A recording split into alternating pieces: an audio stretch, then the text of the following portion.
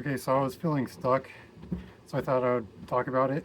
And so, um, I know it's kind of uncomfortable to talk about this stuff because it's part of mental illness and it's not real. And so, but for me, it's real. And so it's kind of hard to put it out there in that atmosphere. Kind of degrades how I feel a little bit. Um, so yeah, I don't really know how to start talking about it, but I guess I'll just start talking about it. So, like, I'm just going to talk about the personal side of the experience, my side of the experience. So, I don't know. I guess just jump right into it. I just got blocked by Hannah, by Hannah, on her TikTok page, and so Hannah has been one of the voices that's been there for a long time. Not so much in the beginning in a positive sense, at least that was my perception of it. It kind of really is hard to have voices there in general. They're not so, I mean, I wouldn't say not so kind, but it's very challenging. Um, Maybe a different point of views is part of it. The conflicts that arise from having a completely different point of view on things. That happens often, all the time, actually. So, so yeah, she blocked me on TikTok, and it was right after I left. So two comments. She just posted a TikTok about getting robbed, and or it's like a meme. It's about her getting robbed, and when she's getting robbed, she's has her headphones on and she's just dancing to her music while she's getting robbed, completely kind of ignoring the robbery in action. So it's kind of funny. Um,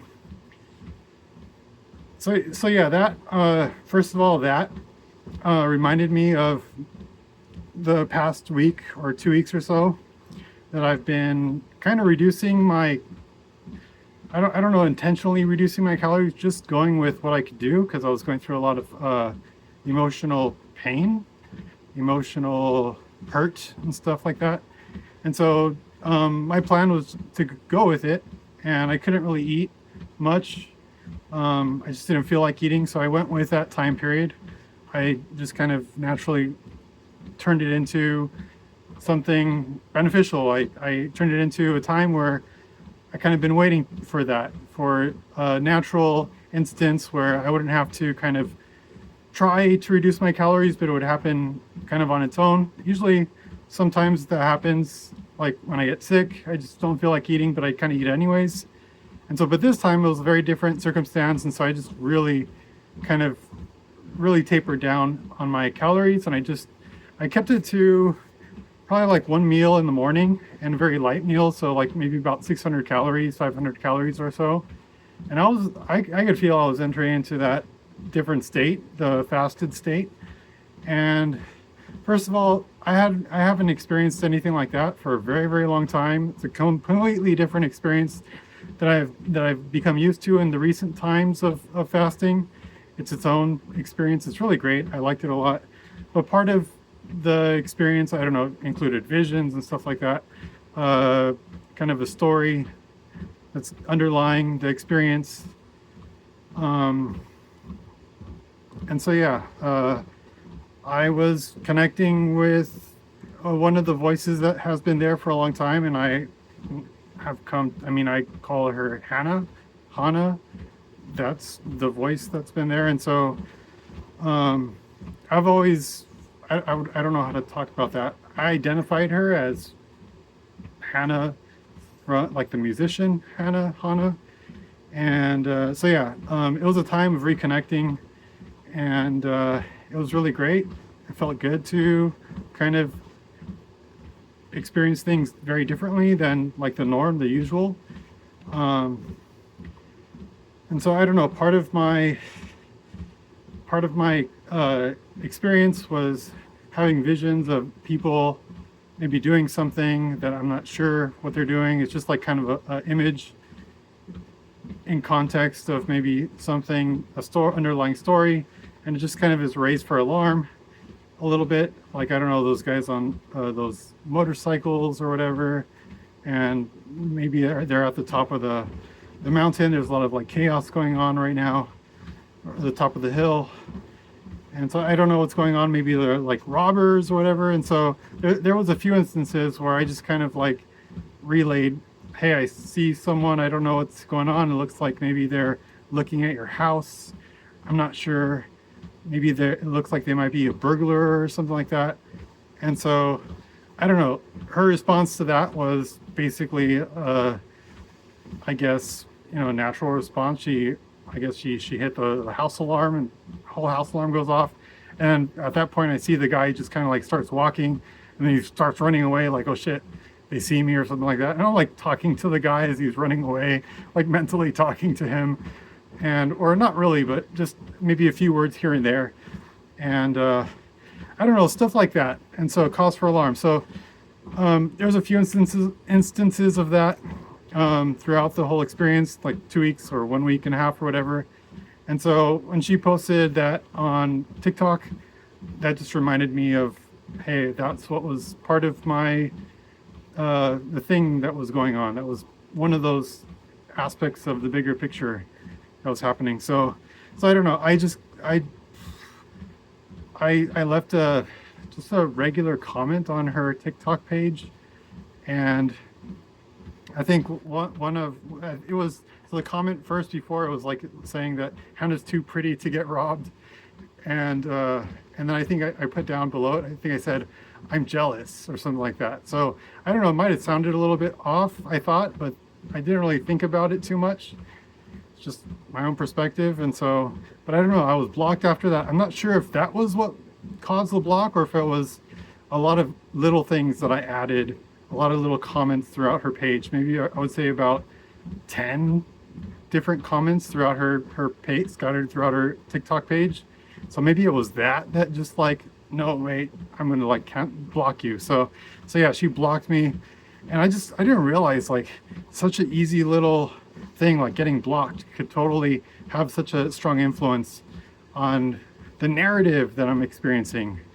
And so it's also too, simultaneously, I have a sense of uncertainty if this is real or not. And so there's that sense of curiosity that's there, whether it's real. And sometimes I cite stronger on that, like most definitely this is not real. This is my own mental thing that's made up, that maybe because I experience alone situations where I feel alone, maybe that's kind of the response that just psychologically I have, where I have this connection with someone. Maybe it's real, maybe it's not. And so yeah. I don't know what to say. So yeah, that kind of hurt. That hurt. And I was I'm like, after that, I'm just like afraid, like I don't even know what's going on. Like, why did I get blocked? Or so yeah, it just makes me feel a lot more cautious as to what I can and can't write.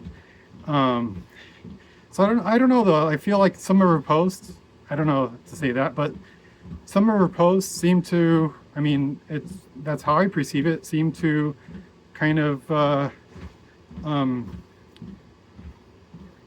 bounce back, like the content that's going on, like mentally, like she's bouncing it back through social media posts. She's kind of puts it there, and so that kind of, I don't know, that really strengthens the perspective that it's there. It's not just, I mean, a coincidence, not a coincidence. It's real. It's like it's a response to what's happening, or she's at least posting it there in accordance to what's happening, what she's experiencing. So, but yeah, even then, I'm not really sure. There's multiple perspectives that I entertain. That kind of leaves a general sense of uncertainty to it all. And so yeah, I just kind of, usually that's, I don't know what to say. I was going to say it's better to be in uncertainty than to kind of know everything. And that's actually been a main theme of this past few weeks in reduced calorie state, is that I've been having a lot of visions, like one scenario, and then it'll just kind of be the story that's going on, and I'm just kind of watching it. And like, I don't know how to, it sounds a little bit detached to describe it that way. It's not like I'm watching TV. It's more personal than that. It's like having a vision of something, relating to something that's personal to me, and then kind of with enough of those kind of visions, a bigger story starts to come together and it becomes a little bit clearer. And so, yeah, I was basically, I don't know, cycling through that, maybe like one, and then its own perspective that's part of that vision. And then, it'll shift after I just kind of, but what about this and this? And it just doesn't make sense, or not really that, but it just kind of falls apart after a while. The perspective just kind of loses its driving force, and it just kind of shifts into something else because it just doesn't make sense anymore. It's like nonsense. And so yeah. So yeah, I don't know what to say after that.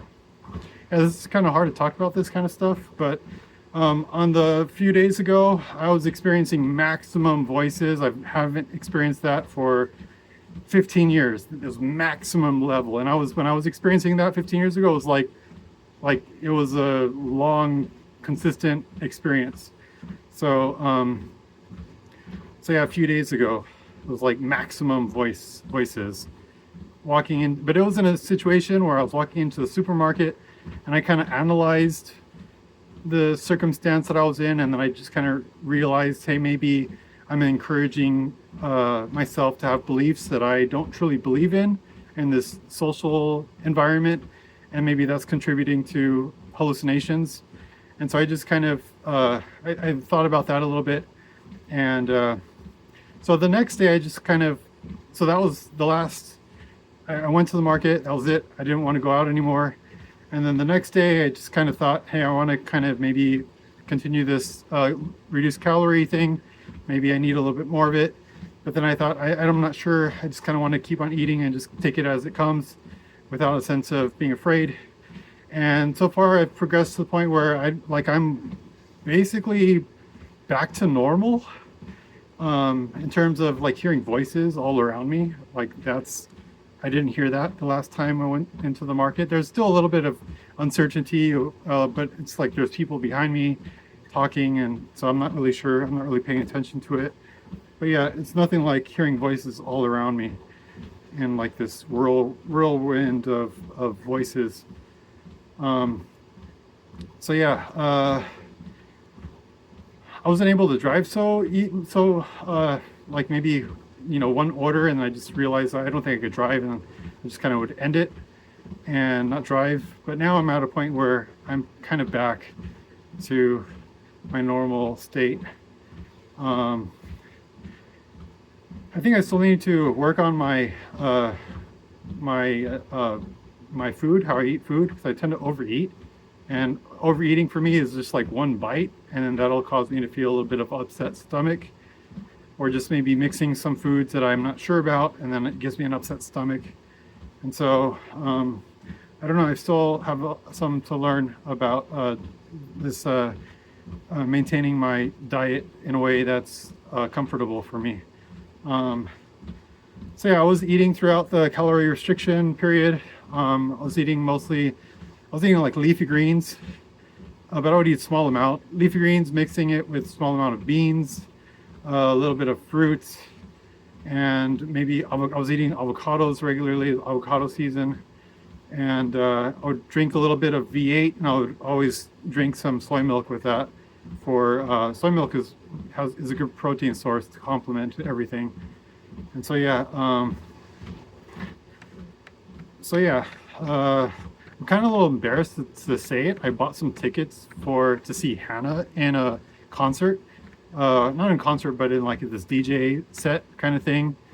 And like after getting blocked, I'm thinking to myself, I kind of don't feel so good. Maybe like if I have any interactions with her in real life, it might not go so well. And so maybe I just want to avoid that whole situation altogether, or maybe I'm overthinking it and just kind of do what I wanted to do, which was to go see Hannah for the first time that I've ever seen her in that kind of setting, in a DJ setting. So I used to watch her all the time on Twitch, and that kind of helped to kind of redirect some of the narrative that was going on internally that I was having with her, like kind of, I guess, focusing on the outward self that she projects versus that's like, so focusing more on the outward self that she projects versus my assumption of her inner self that is what I'm experiencing as a connection with her. Uh, so yeah, actually, yeah. So it did help to kind of focus more on like the real person versus the person that I have in my head, which can make things kind of difficult sometimes, or which had made things very hard. Um, and so yeah, I'm doing things differently with what I'm doing. The way that I'm doing things is different, and so yeah.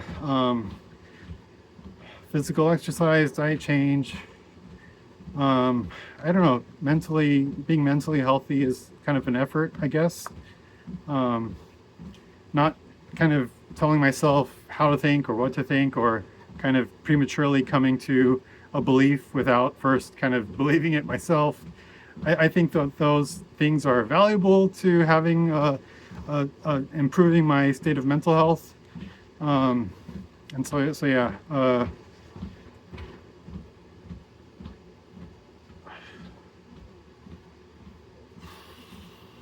So yeah, there was a lot of content in the past few weeks, stuff that I haven't kind of reconnected with in a very, very long time, or stuff that I've reconnected with that I haven't experienced in a really long time. Kind of refreshing to have those things kind of back, or at least kind of seeing them differently. One of those things included one of the very first time I heard a voice, which was when I was smoking pot in my grandpa's car. One of the first times. I'm not sure exactly the first time is, but one of the first times. But yeah, my grandpa. I think my grandpa passed away, and I had I got his car, and so I was sitting in his car in a parking lot, and I smoked a little bit of pot. I didn't really have anywhere else to go, so yeah, I was sitting there smoking a little tiny bit, and things started getting quiet, and then I started hearing. I thought I heard the radio was on, and the car's off, and the radio's not on. The volume's completely like down, and so for a second there, I was like, "Oh, what did I hear?" And so I'm sitting there, and all of a sudden I start hearing it again, and there was a very faint voice, almost in the distant. It's almost as if it was being projected through my speakers, but not really. It's a very, very, very faint voice. I wasn't sure, like, if it was coming from the speakers.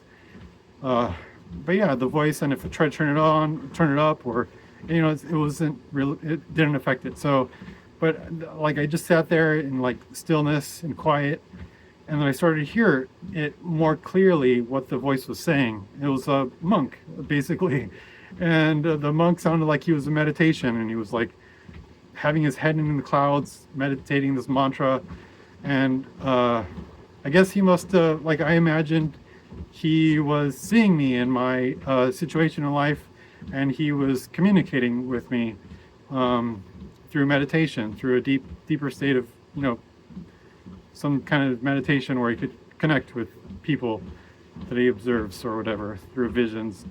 And so, yeah, the monk was repeating a few things.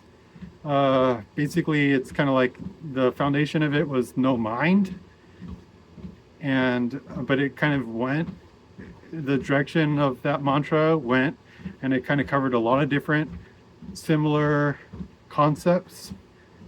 So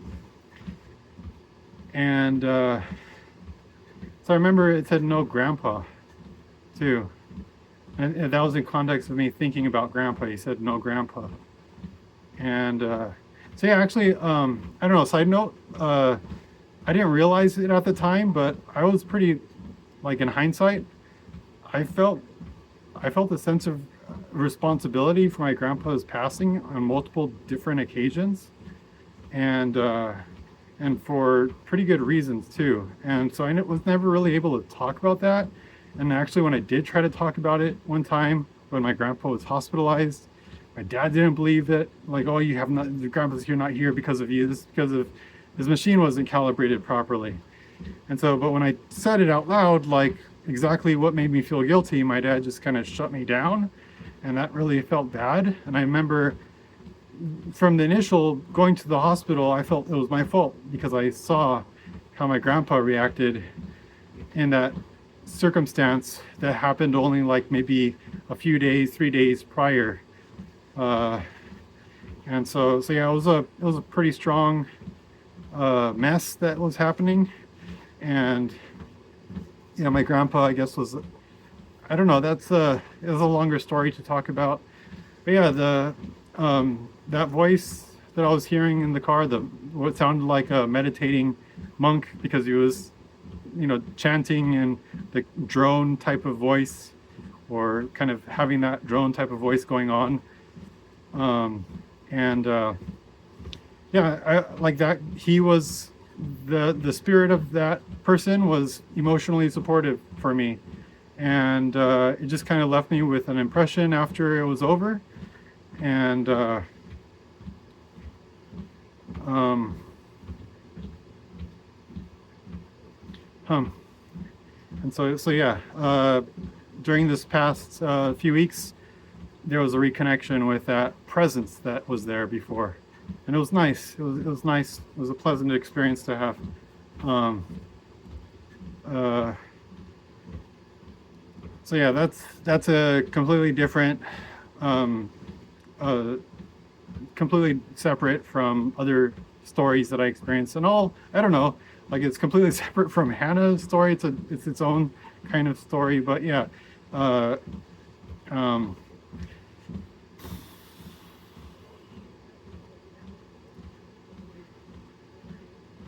So I don't know, I wanted to make this video to talk about stuff that makes me feel kind of bad, help me process it a little bit better. Um, yeah, I guess, I don't know, it hurts to be rejected. When social media is the only avenue I have to communicate with this person that I communicate mentally, and, maybe the possibility that it might be real, or, maybe it's not, and just kind of leave it alone, I guess. I don't know, but just the possibility of it being real is nice to have. And so it kind of sucks to be blocked, to feel that being blocked.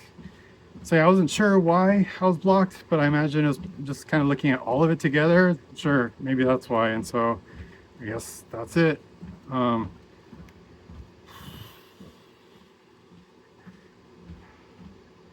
um,